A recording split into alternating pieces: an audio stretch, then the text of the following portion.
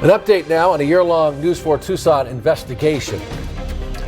A Tucson man who ran numerous assisted living facilities in southern Arizona will soon face a number of cases here, accused of defrauding more than a dozen residents and their families out of $1,000.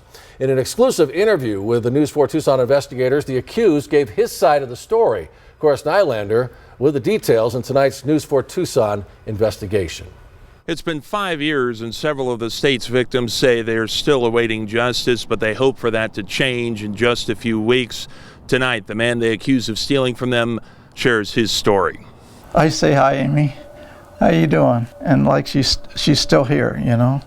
Glenn Vieira fondly remembers his friend Amy Ardrey. This photo from her youth. Amy spent her last days inside Rancho Verde Hacienda, a Tucson assisted living home. In 2016, Vieira was the executor of Amy's estate. He says he paid the facilities manager, Jerome Davis, an entire year in advance for Amy's care. But he says she died a few months later, and Davis failed to refund all of the money. They paid a couple of payments, and the final payment was for $6,300.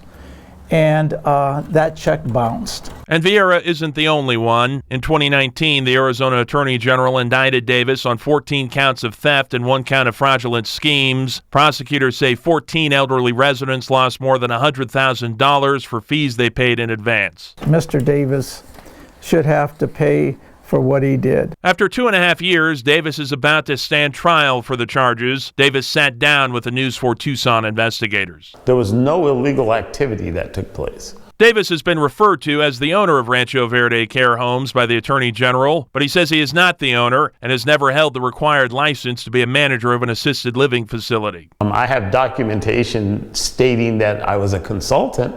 You know, I helped out with operations, but I was not the decision-making authority. The News 4 Tucson investigators checked with the NCIA board, which oversees assisted living facility managers. They found no record of Davis ever holding a license. On the company's Better Business Bureau profile, though, Davis is listed as the owner. He says he doesn't know why. According to Arizona Corporation Commission records, Deborah Muse-Wolf was the owner, a woman Davis says he had a 9-year relationship with. Prosecutors say they were married, but he says they never were. The alleged victims say it was Davis they dealt with when handing over their money. It was deliberate. He had this system going. In May 2017, Adult Protective Services removed several residents from multiple Rancho Verde homes after caretakers reported not being paid. Davis denies not paying workers, but Industrial Commission records show 5 wage complaints against Davis in 2017. That wasn't due to illegal activity, you know, or misuse of funds. That's just the nature of business. He's a scam artist.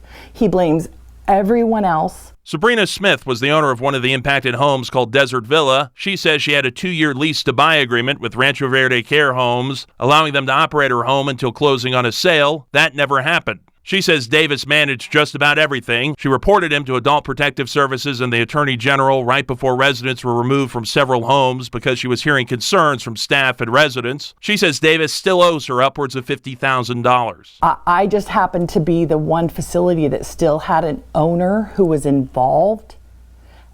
And so I stepped in first. Davis says he's ready to put this all behind him. This has been 5 years of my life, and I feel I'm entitled to say something to counter all the things that have been said against me. Davis's trial was scheduled for May 2nd, but this evening his public defender tells us that date will likely be postponed once again, possibly reset for later this year. We'll update you on what is determined. Investigating for you, Cor Nylander, News 4 Tucson.